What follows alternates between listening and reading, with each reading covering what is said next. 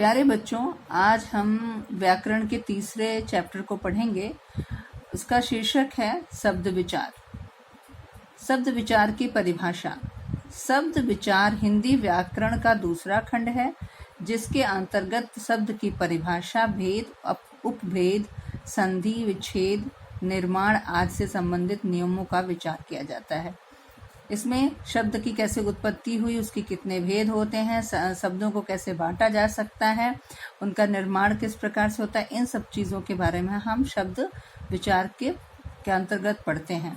शब्द की परिभाषा। वर्णों या अक्षरों से बना ऐसा स्वतंत्र समूह जिसका कोई अर्थ हो, वह समूह शब्द कहलाता है। जैसे लड़का और लड़की। वर्णों या अक्षरों से बना ऐसा स्वतंत्र समूह जिसका कोई अर्थ हो, यानी अगर हम इसको लिख दें काड़ल, तो काड़ल का कोई अर्थ नहीं निकलेगा, लेकिन हमने लिखा लड़का, यानी इसका अर्थ निकल रहा है। तो वर्णों और अक्षरों को हम ऐसे रखें कि जिसका कोई अर्थ निकले, उसे हम शब्द कहते हैं। उसकी दूसरी परिभाषा भी हम कह सकते हैं, दो या दो से अधिक वर्णों के सार्थक समूह को शब्द कहते हैं। यहाँ भी वही है कि दो वर्ण हो या दो से अधिक वर्ण हो। वर्ण मीन्स वर्णमाला क ख ग घ। तो दो वर्ण हो या दो से अधिक वर्णों को जो हम जोड़ते हैं, और अगर उनका सही अर्थ निकलता है, सार्थक अर्थ निकलता है, तो ही शब्द बनता है। अगर उसका सही अर्थ ना निकले तो वह शब्द नहीं होता है। शब्द विचार का वर्गीकरण। यहाँ पे शब्द को 4 भागों में बांटा गया है। पहला हम जानते हैं कि शब्द का आधार, शब्द जो है इसके अर्थ का आधार क्या है। दूसरा, बनावट या रचना के आधार पर।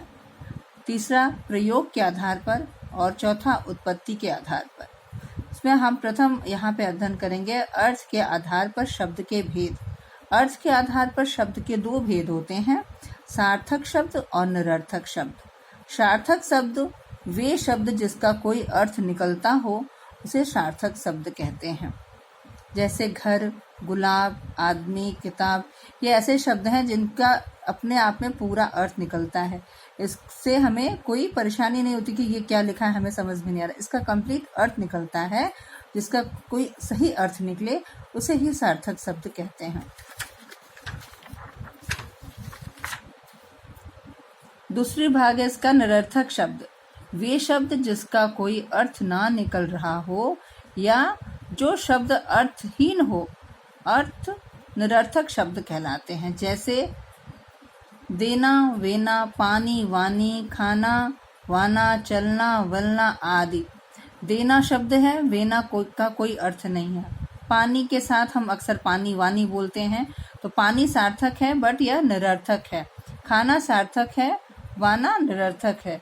चलना सार्थक है और वलना निरर्थक है। ये जुगल बंदी वाले शब्द हैं जिसके साथ हम इसको प्रयोग करते हैं, लेकिन इन शब्दों का कोई अर्थ नहीं होता है, इसलिए इनको हम निरर्थक शब्द कहते हैं। रचना, बनावट के आधार पर शब्द के भेद। रचना के आधार पर शब्द के 3 भेद होते हैं, रूढ़ शब्द, यौगिक शब्द, योग रूढ़ शब्द। रूढ़ शब्द ऐसे शब्द जो किसी विशेष अर्थ को प्रकट करते हैं, लेकिन अगर उसके टुकड़े कर दिए जाएं तो निरर्थक हो जाते हैं। ऐसे शब्दों को रूढ़ शब्द कहते हैं। अर्थात ऐसे शब्द जैसे जल, कल, पल, हल, ये शब्द हैं अपने आप में संपूर्ण अर्थ वाले, लेकिन अगर हम ज और ल को अलग कर दें तो इसका कोई अर्थ नहीं निकलेगा। क और ल को अलग कर दें तो इसका कोई अर्थ नहीं निकलेगा, यह निरर्थक हो जाएगा, ये अलग अलग वर्ण हो जाएंगे। तो इनको अलग करने से इनका कोई अर्थ नहीं निकलता है, तो उनको क्या कहते हैं, हमको रूढ़ शब्द कहते हैं। ऐसे शब्द जिसका विशेष अर्थ हो, इसका अर्थ तो है यहाँ पर, लेकिन अगर इसके हम टुकड़े कर दें तो इनका कोई अर्थ नहीं निकलता है। दूसरा है यौगिक शब्द। ऐसे शब्द जो किन्हीं 2 सार्थक शब्दों के मेल से बनते हैं, वो शब्द यौगिक शब्द कहलाते हैं। इन शब्दों के खंड भी सार्थक होते हैं। यहाँ पे आपको बताया था कि अगर इनके खंड कर दें तो ये निरर्थक हो जाते हैं, लेकिन यहाँ पे ऐसे शब्द जो पूर्ण शब्द हैं, उनको अगर दो भाग में बांट भी दिया जाए, उनके दो टुकड़े कर दिए जाए, तो भी उसके अलग अलग भाग का पूरा अर्थ निकलता है। इसलिए उसे उनका सार्थक, हम उसको सार्थक कहते हैं। जैसे स्वदेशी, स्व और देश, स्व प्लस धन प्लस देश। स्व मतलब हमारा खुद का निर्मित, और देश यानी हमारा देश। देवालय मतलब देव, देव क्या होता है? भक्त देवता। और आलय मतलब घर, देवता का घर। यानी यहाँ पे दोनों शब्द का अलग अलग अर्थ है, यानी इसे हम यौगिक शब्द कहते हैं। रूढ़ शब्द ऐसे शब्द जो किन्हीं दो शब्दों के योग से बने हों एवं बनने पर किसी विशेष अर्थ का बोध कराते हों। यानी वो दो शब्दों से मिलकर तो बनते हैं और उस शब्द का पूरा अर्थ होता है, लेकिन एक विशेष अर्थ भी उन शब्दों का होता है, उसे हम योग रूढ़ शब्द कहते हैं। जैसे दशानन, यहाँ पे हमने पढ़ा देवालय, यहाँ पे देव मतलब देवता और आलय मतलब घर। तो देवता का घर, यहाँ पे दो शब्द बने और उसके बाद तीसरा कोई अर्थ नहीं निकल रहा। पहले देव हो गया और आलय देवता और घर देवता का घर। लेकिन यहाँ हमने पढ़ा दशानंद, यानी 10 मुख वाला, जिसके 10 मुंह हो, और उसका एक उपवर्ग शब्द और होता है जिसको हम कहते हैं रावण।